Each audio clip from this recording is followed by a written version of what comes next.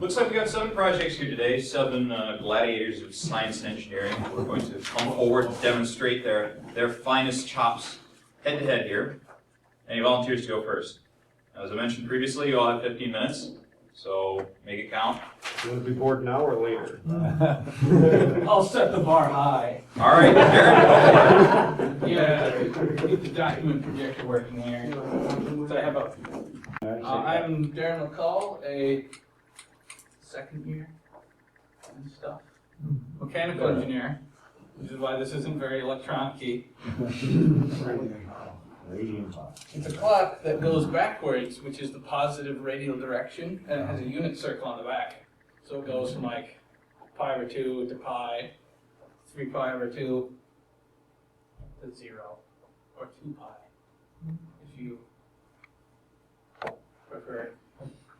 I'm drawing this out, it's only in 4 slides. I have as much time, like 15 minutes.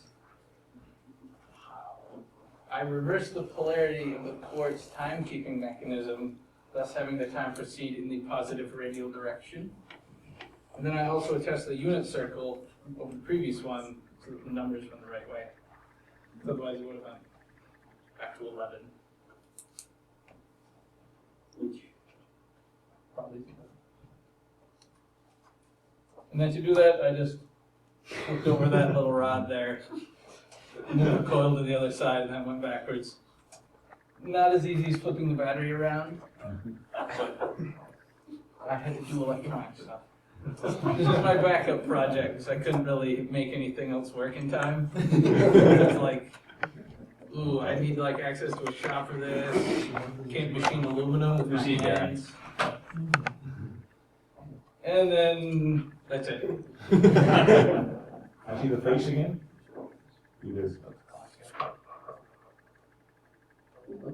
Glare over the 12. But it doesn't start in the right place. 12. Right? Because most people are used to seeing the unit circle like this, where 0 is the x-axis, then it goes around. Yeah. So 0 should be on the x-axis. Right? Just, I have 12 at the top, that's normal clock things. See towers on the outside, radians on the inside. How does it differ functionally from a Bavarian clock? What? In Bavarian clock, they make their clocks run backwards. In we're in Andres, and then basically in Bavaria the hours go backwards. They go backwards. You've never seen one. Okay. He's embracing a Bavarian heritage. Set the bar high, at least I hope. You can pass the clock around. All right, who's next? All right. I gotta log into the computer though. Oh man. Oh man. Alright. Well, my name is Matt Lindenfelser. My project is the Wadsworth Dining Hall's jobs. Here's what we're going to talk about tonight. Just what our job is at WADS, what the problem was, possible solutions to the problem, my first iteration of jobs, second iteration of jobs, what I learned from the project, and then if you have any questions at the end, we'll conclude with that. So I'm a supervisor at WADS Dining Hall. At nighttime, we clean the kitchen. We're in charge of cleaning the eating area and the back kitchen area. We do it 6 to 8 weekdays and then 7 to 9 on the weekends every single day. Actually, I take off work tonight to come here. And you can see 9 different jobs that we do. We have 10 workers, and that gives one person to be able to take off every once in a while. As you can see, there's various ones. There's a machine where you push the floor scrubber, vacuum, degreasing. So the point here is that the jobs vary in difficulty. There's really easy jobs like cleaning the bakery area where it smells like cookies, or there's the hard job where it's cleaning the degreaser. And in order to have it be a fair rotation, we had to come up with a solution to see who did what jobs on what day. So there's the problem, how to decide who gets what job. The factors are there's varying number of employees, so say I take off work tonight, for example, we'll have one less. And Some workers come and go as they graduate or they quit, find a better job or whatever. So making a list and like having a written schedule would be difficult. Some more thing to think about is that supervisors like myself can pick whatever job we want to do, which is beneficial because I do garbage to where I can walk around and monitor everybody and go to everybody's station and check out how they're doing, if there's any problems. And then worker discipline. In the past, we've had workers that were misbehaving and we had to make them, the only punishment we could come up with was make them do the worst job for a week. So we have to be able to exempt them from the rotation if that ever arises again. So yeah, like I was saying, if you had a rotation, you had extra paperwork, and then various things like me leaving or new workers come on. You can have a set list of who did what or change. Another solution would be to assign one job to each person indefinitely, which would not be fair. People would for sure quit if you gave them grade every single day, their worst job. So what I came up with was random selection. That seemed to be the best option for us. So I made one of these last year. I call it jobs. The idea is that each worker comes to work and we all sit down and the eligible workers pick a number 1 to how many workers are present, so usually 1 to 7. They pick it however they feel, and then as numbers get picked, they're out of the pool. My device jobs would put these numbers into a randomized list, and then as a supervisor, I would read off the list, and that person could pick their job for the night. This way, the workers get like a lottery feeling. They actually, feel like they're picking their jobs more. It's a little more fun than just saying, "Okay, here, you do this today," and then we don't have to keep any paperwork, and it's fair. So this was the first iteration last year. I tried to do it all on an Altoids 10. The brains behind it was a TI MSP 430 microcontroller. I integrated the circuit. This is all on PCB. I got 7-segment displays flush with the screen, with the Altoids 10. Rotary encoder you can see there, that would be used to select how many workers are present, and then you could start the randomization, and it would display one number at a time. As you can, you can see there it's flush. The displays are flush with the Altoids 10. Another shot of the inside of the battery. It was very cramped in there. There's a finished product. The problem with that was it got stolen. I left it here over the summer. It was completely finished. It was painted and worked great, and someone stole it. So we didn't have one this year. So I came up with Jobs version 2, which is what you see here. The same thing as Jobs 1, but implements a help menu. Additional input parameters to see if we have vacuum, because some days we're short on people, we don't have vacuum, and we don't have special jobs, so it'll take how many people are present, plus the supervisors, and sometimes supervisors like myself are gone, and it calculates what jobs are available and displays that so I can tell people what to pick. Make it bigger so it'll be less likely to be stolen, and then use the LCD display just to make it better. So I started off with a KVM switch out of the jump in the lab. And the problem with that is it had buttons on it, front and rear. And so what I did is I just used fiberglass to fill in the holes, sanded it. The back panel had a lot of openings for the old VGA displays and keyboard outputs and whatnot. So I took a piece of aluminum, cut it to size, JB welded it on the back. That was the brace. You can see JB weld there.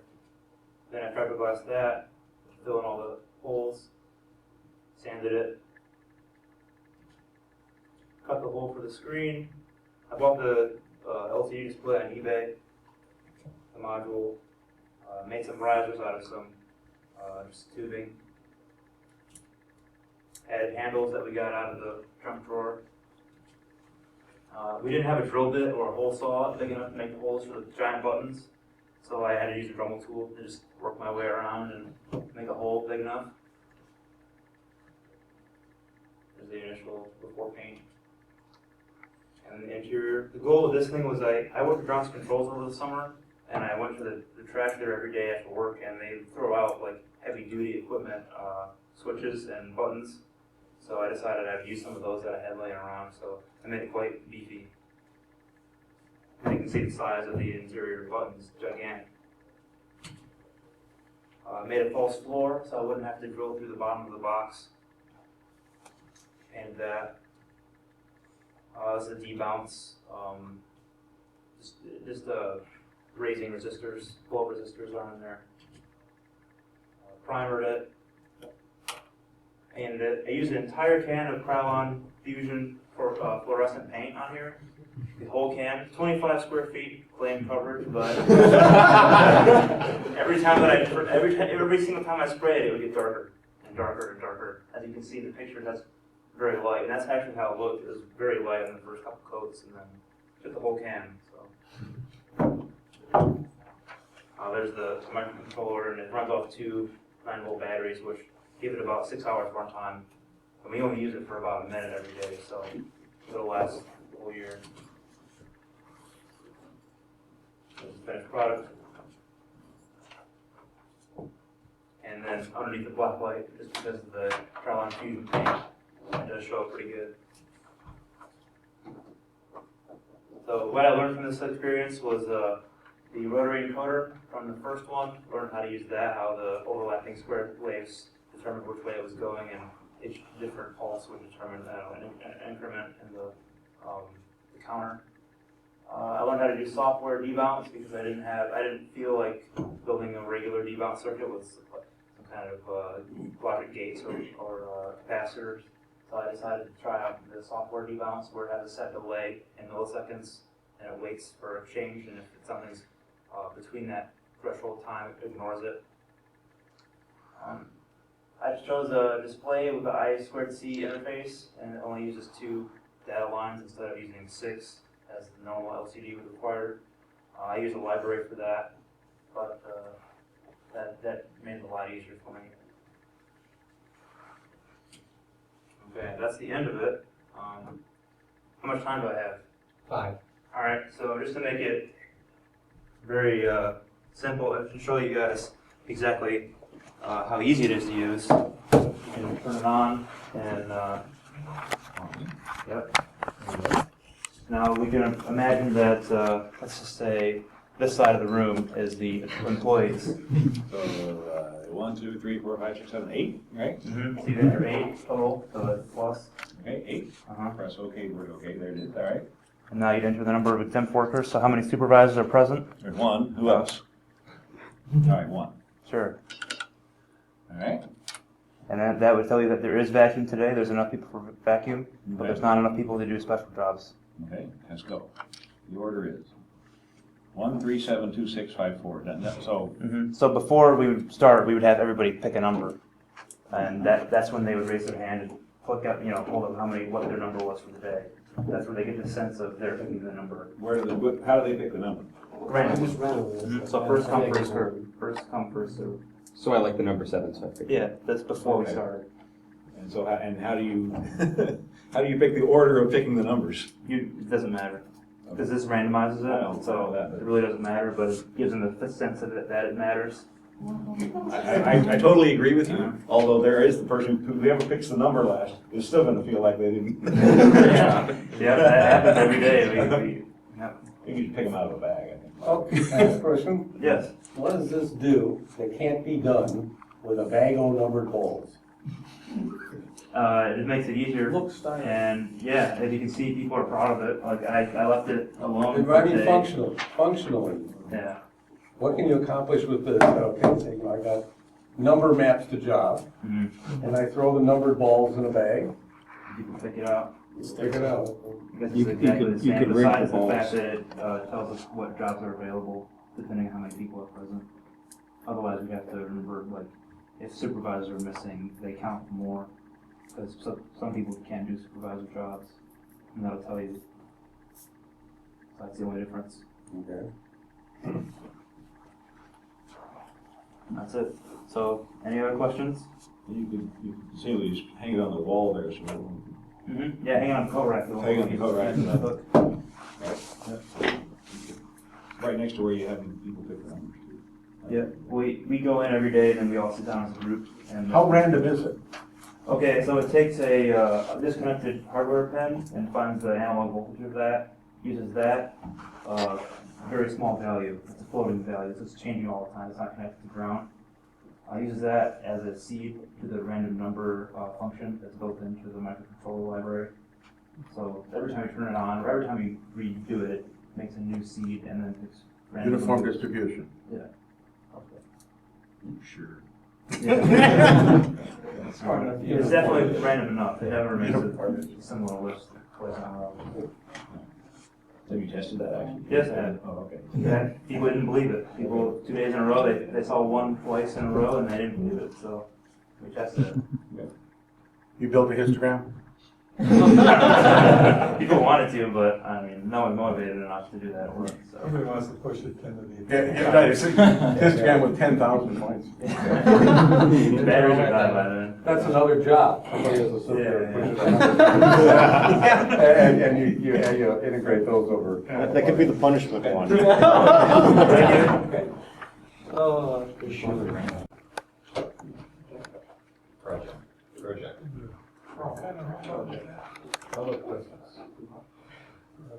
Hello, I'm Eric Johnson. I'm a first-year sophomore in computer engineering, and this is my 5-foot-tall Telepresence Robot. So basically, this robot allows you to drive around and communicate with others remotely from a computer. And the main thing that makes it special is that instead of having a pre-built camera and receiver, it uses a cell phone so that it saves a lot of cost. And the cell phone can also switch between cellular data and wireless internet to save data costs. It is powered off a 12-volt ATB battery and has 4 motors, each of them being 200 RPM and about 200 ounce-inches of torque.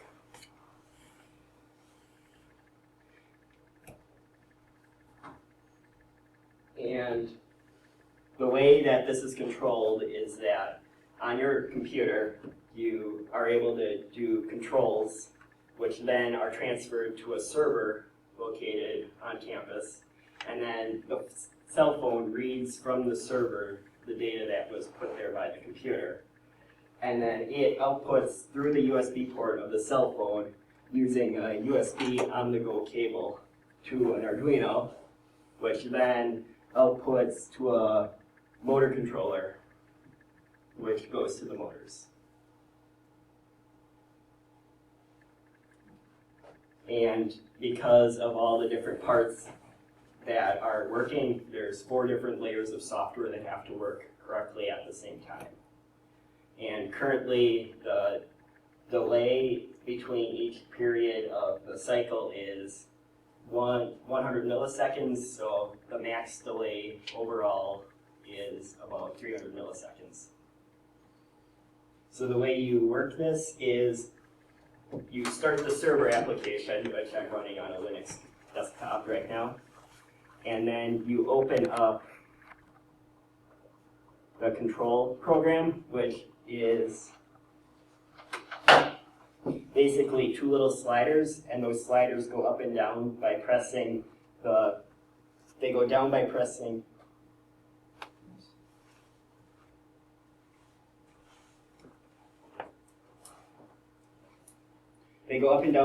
the U and J for the right side and G and T for the left side. So it is somewhat tank drive. And then you can also zero it by pressing the G and H keys for their respective sides. So once you have that running, you can put your phone in the case mount. Am I gonna see Sheldon Cooper's face on this? I was debating about bringing a shirt and hanging it, but I didn't want to walk all the way back and grab one. That would be a good idea. Then you plug the USB on-the-go cable in.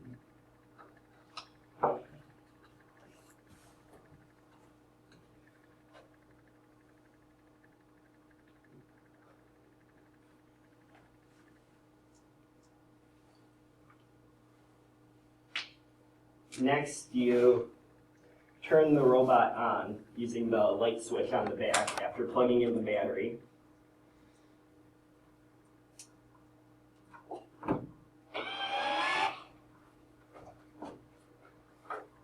Then when you plug the cable in, it automatically opens the app, and then you are given control on your computer.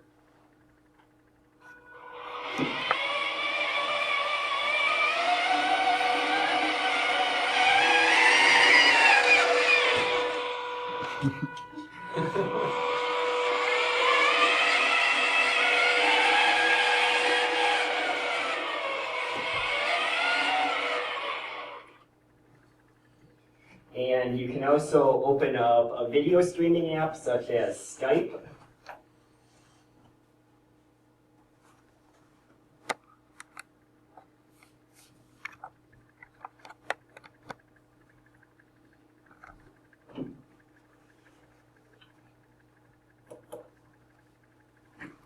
And now I have a video feed of what it's doing. So as I control it, can everyone see the screen, or should I plug into the system? Another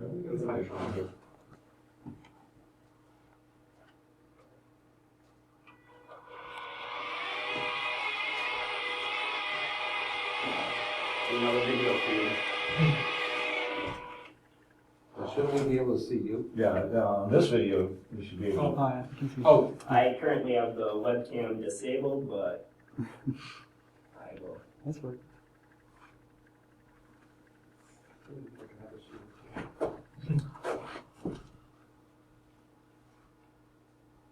And you should be seeing my face now.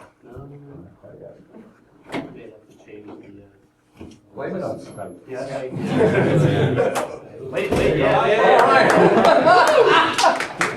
So now I can control it by only looking at the screen.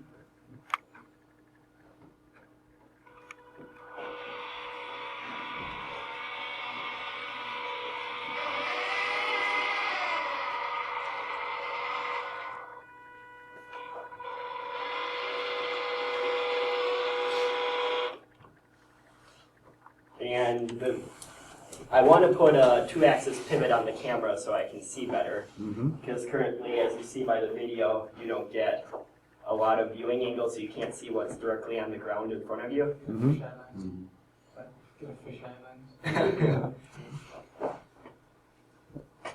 But the main thing about this is that it's very cheap. It only costs about $200 to build, and equivalent systems cost thousands and thousands of dollars. So I'm thinking this could be the possible future of telepresence robots. How will it fit through the door of the Cheesecake Factory? Tray on there.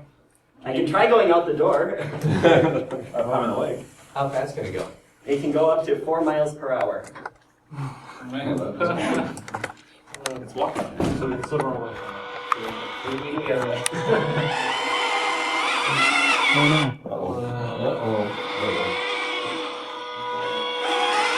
That It's on the left side. Yeah. Is that 4-wheel or 2-wheel drive? 4-wheel, but the wheels don't turn the best. You need to replace that butt tape with something stickier. Duct tape is too sticky. Oh, right on the other side. Almost, back up, give it one more go. Front on the right side, yep. Just go back. Okay, now I'm in the It hallway. actually turned pretty good, yeah. And now you can see that I'm facing the door on the video stream. Yeah. Very nice, very nice, Mary Johnson. And that's the robot.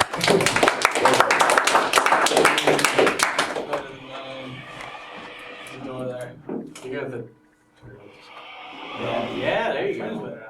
Well, actually, I could only have 2 wires going from the sensors to the thing, and it's on the same bus. And I can add a bunch of different sensors, temperature sensors, just what I have. You can even control stuff like that. But it's an interesting protocol. It's a bit terrifying. But I got it working with Raspberry Pi, that I'm just graphing it with Perl, logging it from one wire file system. It displays the devices as a file system. It hasn't showed up again, but the 8 one is a testing device directory, so if you can get data off of it, just like address, allow it. If there was actually a temperature sensor, it would have like temperature, max temp, min temp, a bunch of other stuff. So I'm logging that to a database Perl script, and then I'm graphing it with the website because websites are fancy. And it is a nice, I'm using Google's graphing API, so you get nice data. So this one was in the vending machine because why not? It goes from about -6.25 to about 4.375 degrees, and that's the entire cycle of the vending machine. The room stayed about 24-ish the entire time, which is a bit warm. But Celsius, right? yes, Celsius. Both below freezing inside the vein? Yeah, briefly. It seems it. Yeah. I don't know. I'm gonna look into that later once I actually get around to replacing the vending machine controller. But until then, I'm gonna just pretend it works because it seems to be working fine. Your cans have a significant thermal mass, so it dips below temporarily. Yeah. They're not gonna freeze up suddenly. Yeah.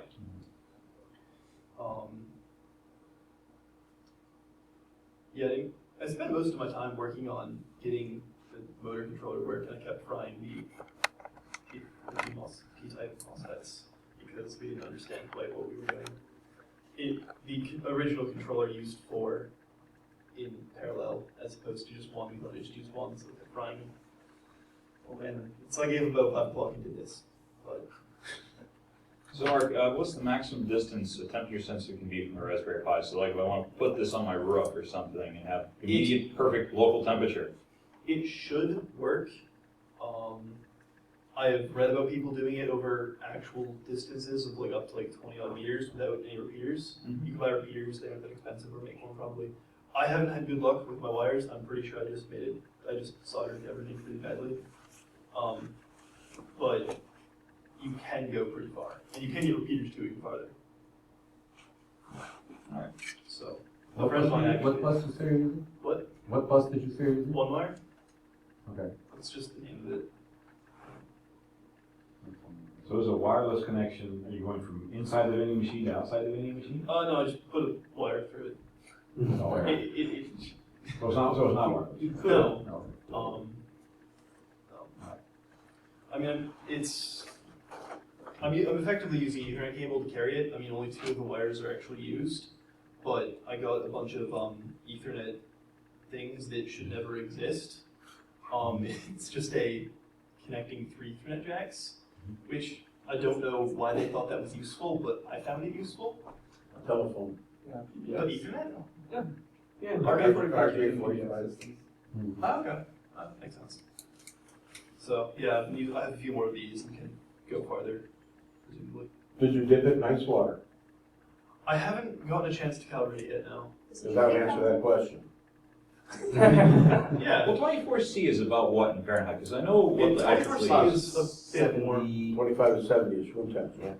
Yeah, that sounds about right for 809. I believe what it was saying about it dipping down then. Vending machine doesn't get I mean, I haven't actually checked if it's calibrated correctly, but it's at least geared correctly. Then you're using 3-wire RT, or how many wires are there on each of the temperature sensors? 2. 2 wires. Okay. There is a third one. So in the 1-wire protocol, there's only 2 wires, data and ground. But these things have an optional VCC that's optional. It might improve things, but I don't know because I only use the 2 that are required. But it gives a bit of power to the devices over data, and then talks to the devices for a bit, and then gives a bit more power, then talks a bit more.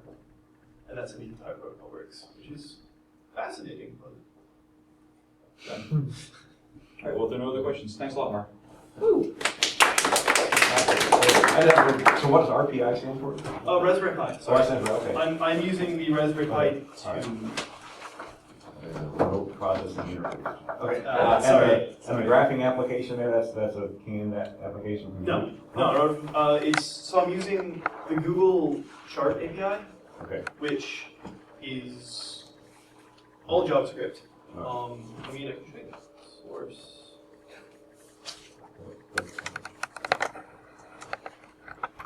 So this is pretty much how I'm calling their stuff.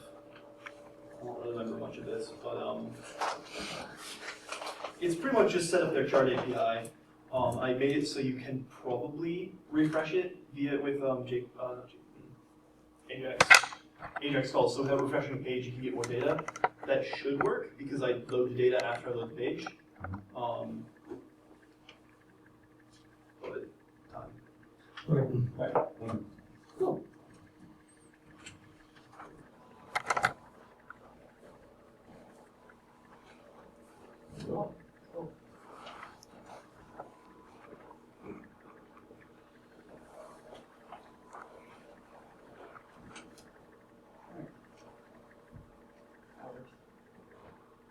I'm Patrick Rice. My project is 100 watt constant current LED driver. This is just like an example of what it can do. There's many other applications for the 100 watt driver.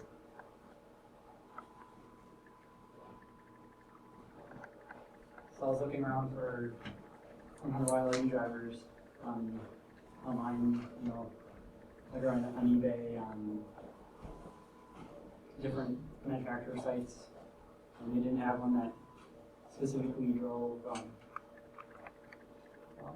like chip-on-board LEDs, like top style LEDs. And they're also relatively high cost if you want to do a RGB LED light or any other kind of LED driver application. And most of them plugged into the AC line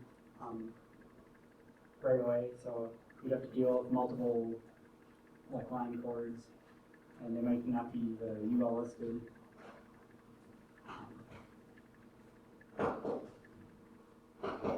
And a lot of them weren't constant current either. So, right. So I developed a 100 watt LED driver that had constant current, and it's pretty simple functional topology.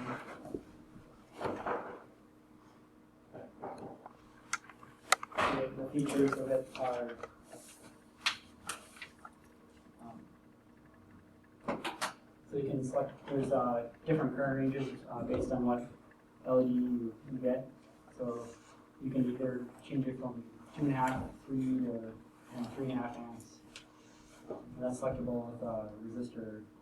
You change the current shunt resistance. What's the voltage drop on one of those LEDs? It's around 30 to 40 volts. It's an array of 100 1 watt LEDs. You can see them there. We've got little tiny LED eyes on one big board. So one of those little squares draws 100 watts? Yeah. And then each little dot on there draws this 1 watt LED. Okay. So, That'd be pretty bright. It is. Yeah. I never heard of that. yeah. Well, they've got up to like they've got up to like 500 watts on eBay. They're giant.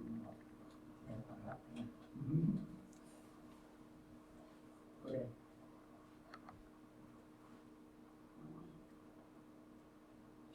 And okay. And schematic is small. So I got some schematics here.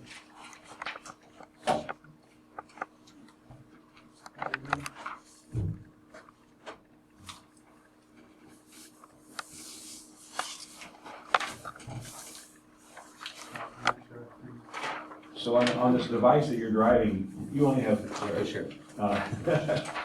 you only have like one input and one output, right? I mean, you don't have access to all 100 little sub LEDs. No, No. they're just, yeah, Too low. one input, one output. Okay, understood. Okay. All right. So that's all the way over here on the right? The LED is this thing on the right? Yeah. I Yeah, see. it's a connector for the LED. Right. Okay. Can you turn it on? Don't worry about it, Patrick. Alright, so this is the main current path of the LED. I made slots for 3 current shunt resistors. And by soldering and desoldering the R7 and R8, you can adjust the current depending on what resistors. There's also the board that smoked a little bit. It's, some of the pins are where I wanted to, I had a solder short on one of the rails, so it kind of blew up a little bit. Yeah.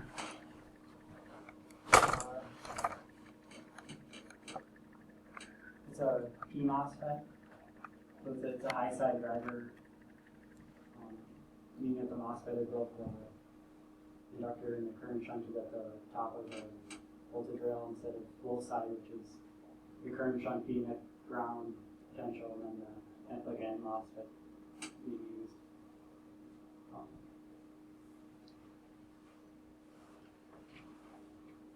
This is the control side of the thing.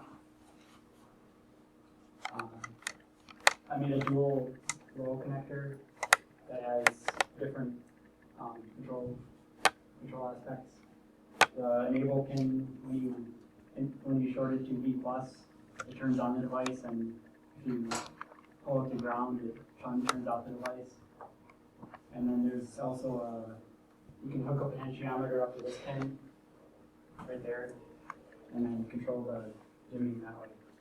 What does the adjust do? The adjust? That's if you want to hook up like okay, so at 1.24 volts, it's the maximum current, so you can adjust that down if you want to apply voltage to that pin. So if you weren't driving an LED, if you were driving something smaller that only needed like 1.5 amps instead of 2.2, you could turn the pot down and it would only deliver 1.5 amps. The pot or the V-adjust? If you apply a lower voltage, it limits the current output. So it looks like it ties into the pot. So the pot's just acting as a voltage divider. So but V-adjust is just a direct analog voltage input in place of the voltage divider of the pot. It looks like. Yeah, if you just want to hook a potentiometer here, it's just you connect the top, like both like the resistor right there, and then the center pin goes right there. So it makes it an adjustable current power supply.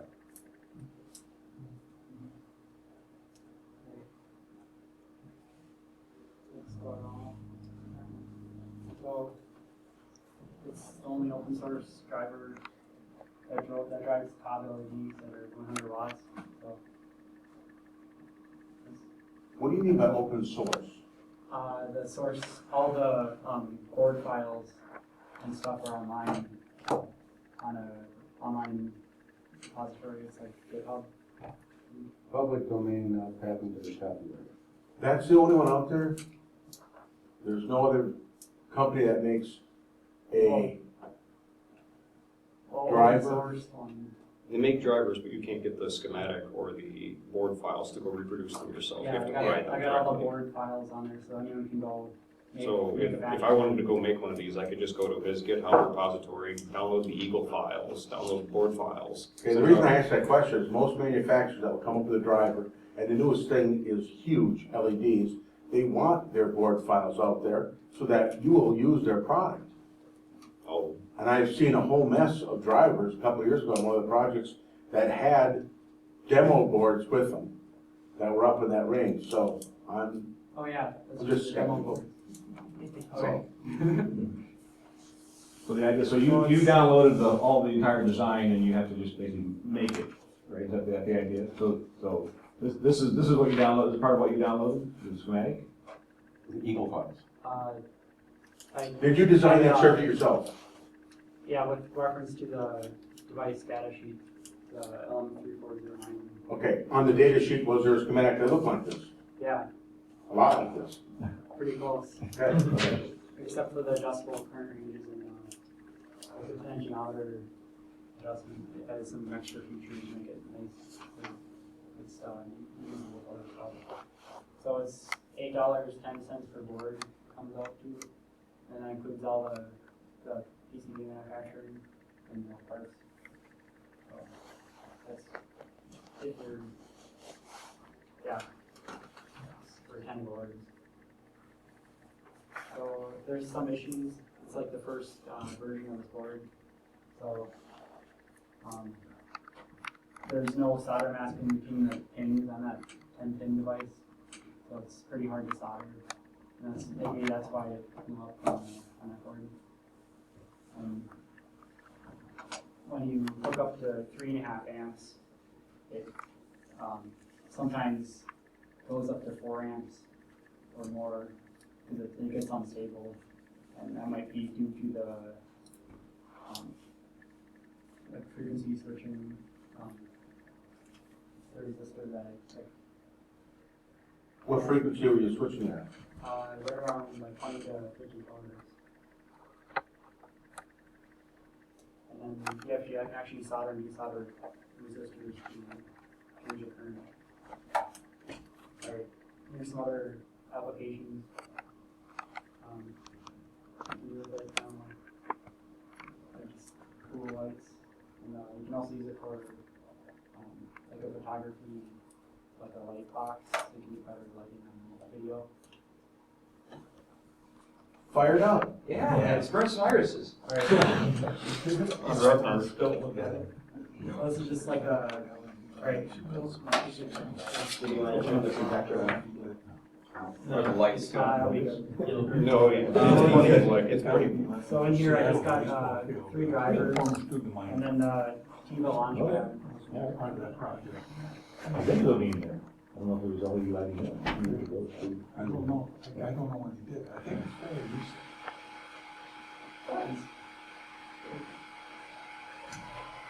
Did you turn the lights out? Turn off the lights, Alex. Yeah, I'm curious. That's pointing away You from turned off the lights? Yeah. Yeah. So it's just the default program on the microcontroller. It has its own RGB LED on it. So I just took the pulse width modulation off the pins and routed them to the enable pin on the device. So is one of them one batch red, one batch green, one batch blue, or are they all RGB? Yeah, they're separate. So I've got a red LED and then green. Okay. What about Winter Carnival? Oh yeah, I had this up in Winter Carnival too, at the AES speaker stand. And I also had a clapper circuit, so when it makes sound, it triggers about, what was that, like 80 watts of white LEDs to turn on. It was like a clap detection circuit that did that.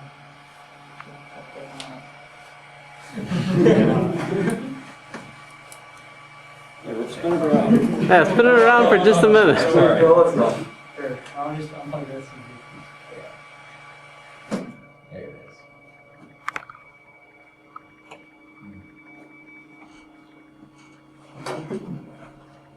Okay, are there any other questions, Patrick? So I can see how this driver would be of interest, but what was your motivation in doing this? And what made you think, oh man, I'm gonna make an LED driver circuit? You had some application in Yeah. mind? My lab at home that I use is really dark. It's got like 15 watt incandescent light for the whole room. Mhm. And it's like, I can't work on little things in that lighting. And also for like photography, also use it for that. So you decided to pick a lighting system that had 3 different colors. Oh, so just for fun, it's cool. Oh, he's got big ones. So like the whole place or whatever, All right, thanks a lot, Matt. All right, so we got Nick and Chrissy left. Nick, do you want to go first, or Chrissy, you ready to dive into it? I don't know. No. So the lab has seen these and has been messing around with them, so, these were created. Yourself, introduce yourself and everything. Yeah. I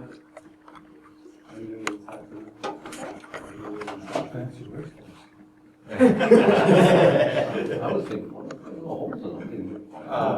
There's a story behind that. So my name is Victor Beal, and I built the Rostock full spectrum, or Rostock Prisma, and I call it the full spectrum. That's my derivative. I can prepare my computer to do the presentation. Sorry about that. Okay.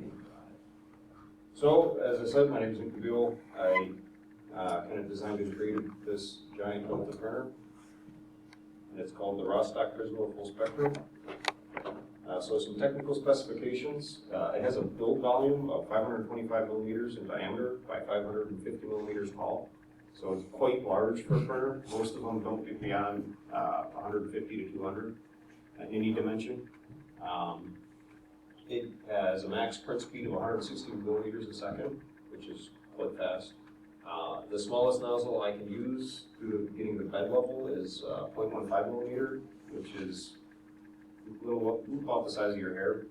And the max nozzle that I've thrown in there is a 1.3 millimeter, which makes printing stuff like that very quick and nice. Due to the all-metal hot ends, I can print in ABS, PLA, HIPS, high-density polyethylene, low-density polyethylene, acetal, PEEK, polystyrene, and PVC. The only limitation, PEEK, it's an engineering thermoplastic. It withstands heat very well. Has a melting temperature of about 300 C. So you can actually use it for other hot ends. They actually use that as a heat sink on other hot ends that aren't all met up.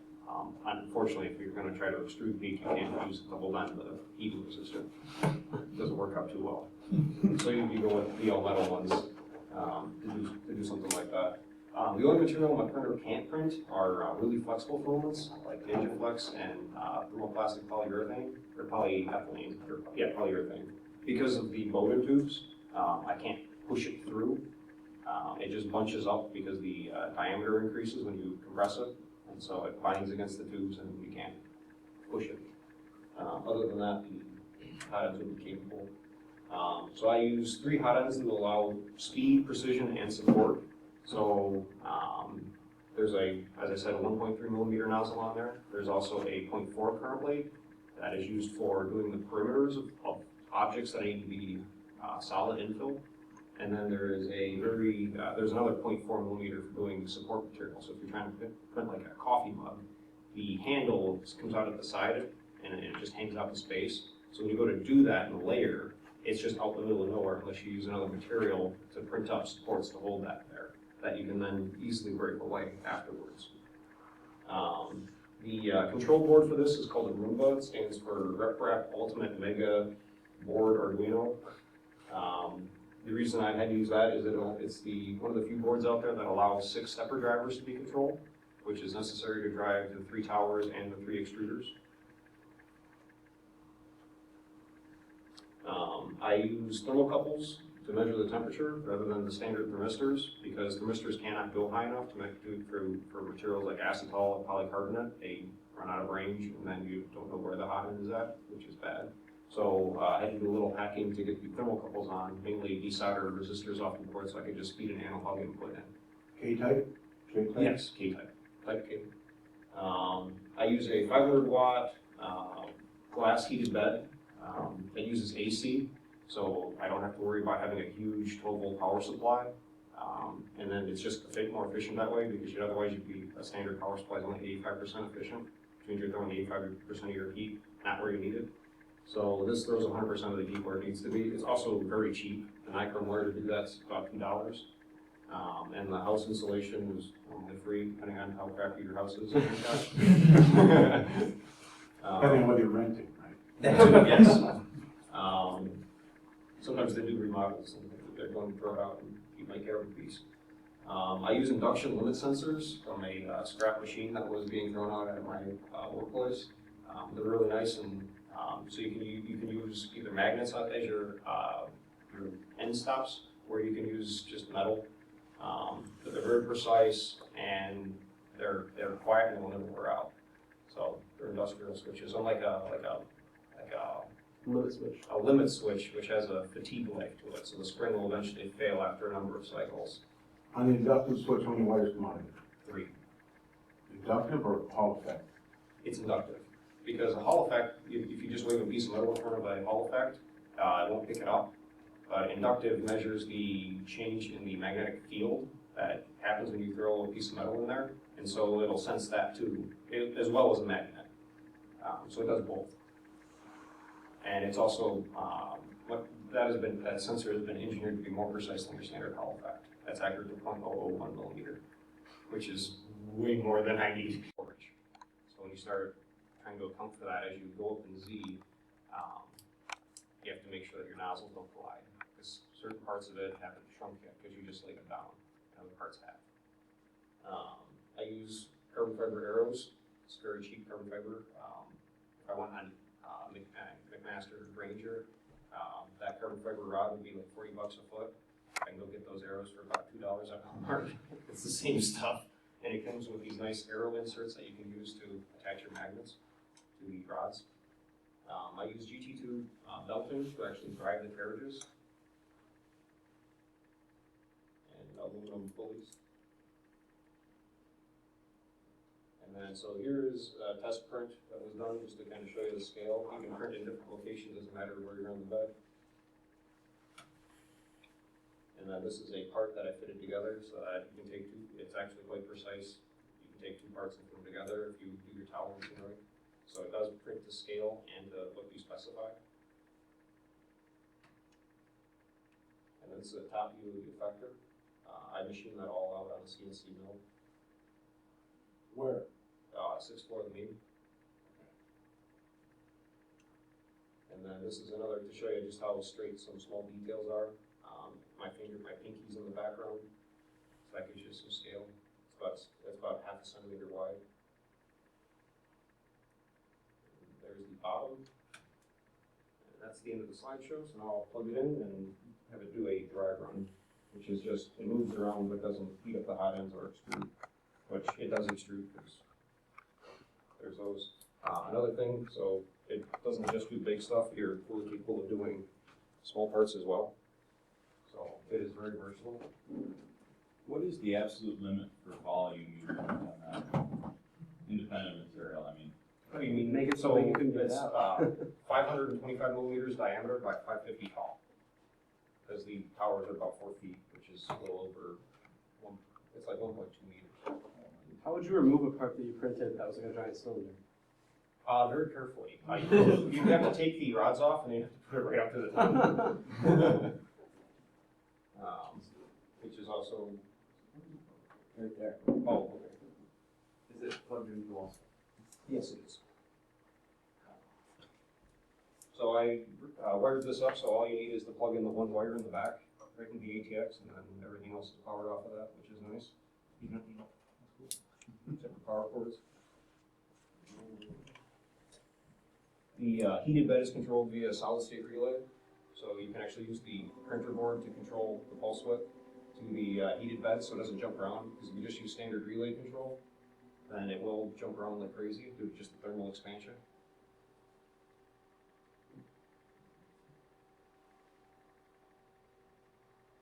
So she's home now, and then you can grab onto this, and the whole printer moves, and it stays in sync, so even if the printer shakes now, the towers stay in alignment, and nothing moves. That's what the big strapping bars are for. There's a track at the back to adjust the current going to the heated bed, so you set it for your maximum temperature, and then you don't have to worry about it after that. So that way you don't have to make sure your nichrome is perfectly wound and whatnot. You don't have to have a computer to print from it, so you can save your files to an SD card, and then print from the SD card. They don't need to run a separate computer.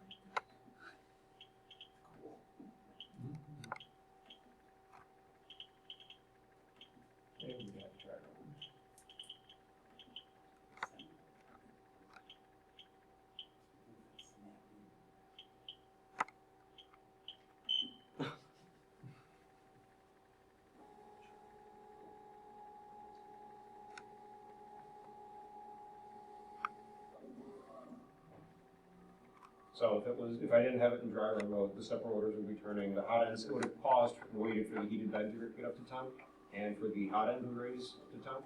But to print something out right now, would be more than the 15 minutes I have. It's not that fast yet, so. But, it does move, and it's very reliable on position. And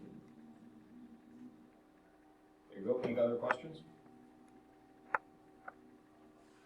How much of that was a kit? None.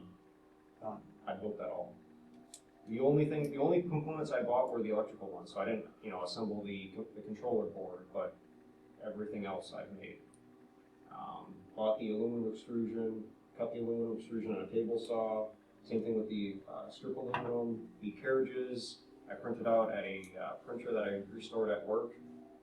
Assembled them at home. Let's see here. I didn't make the power supply. That's just an ATX power supply to provide power to the board.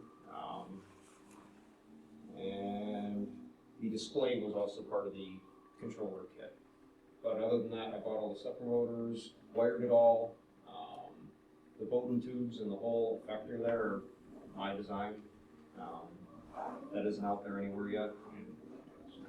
It's on Thingiverse, but no commercial company uses that. They all use solenoids and active control to control their nozzle heights, which makes it just more annoying to deal with. You have to have more wires and you have to worry about things shorting out and failing. This is completely passive. As long as you're pushing filament, your nozzle gets set to the right height. There's little rub screws on the effector so you can actually adjust them and tune them, but they all push down to the same depth when they're engaged. And then there's a little indicator light back here. This is a neon tube that blinks when the heated bed is on, and the heated bed is active. So when the heated bed has power applied to it, that turns on. So. Are there any parts that make up the printer 3D printed themselves? Yeah, all of the plastic pieces on here were actually printed. The black ones were printed by the pit itself, so it was self-repairing. And the white ones were done on the original FDM printer. The black pieces are PLA and the white ones are ABS, just because that's what I had at the time. Those parts right there, the big black ones, those are PLA, and then the geared cube is ABS. And what's special about the PLA plastic used in big pieces, though? The PLA plastic is much nicer to work with because its coefficient of thermal expansion is much smaller. So it is about half the shrinkage rate of ABS. It only shrink 1/8 of an inch per every 6 inches. What kind of a polymer is PLA? Polylactic acid. Is it soluble in any solvent? Methylethyl ketone. Does it, you know? Yeah, cancer in a bottle. No, I don't think you don't sound like that. Is it also soluble and limited? No, that's Or compact Oh, that's plastic. okay. That means it's probably soluble in acetone also. No, PLA is not soluble in acetone. Just an MEK. Just methylethyl ketone, yes. Okay. Which is useful when you want if you only do 2 materials for your supports. Then you can dissolve away ABS supports if you need a PLA part, but that takes forever and it leaves this ABS residue all over your part because it's very difficult to get it all off. Well, But it's it also useful if you want to shoot a coat of something on here that'll bond and dissolve in.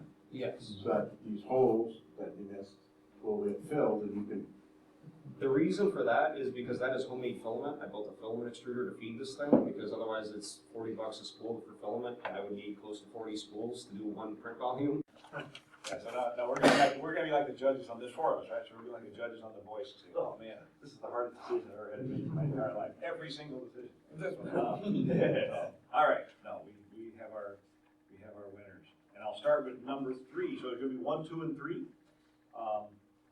And number 3 is the 100-watt constant current LED driver, Patrick Rice.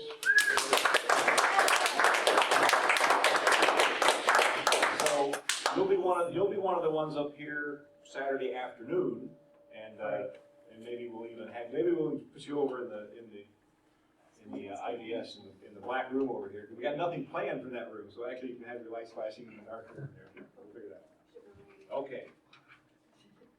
Number 2, 5-foot telepresence robot, Eric Johnson.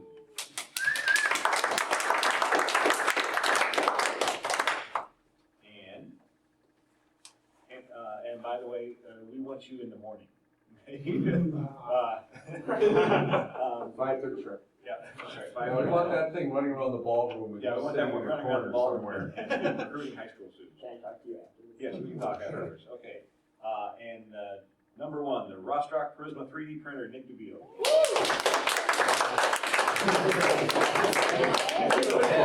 We would like you to be here in the afternoon printing time. Okay, just take it up in the lounge over here with the students and the parents. Don't worry, I'll put IEEE's little one far enough away that it won't seem so inadequate.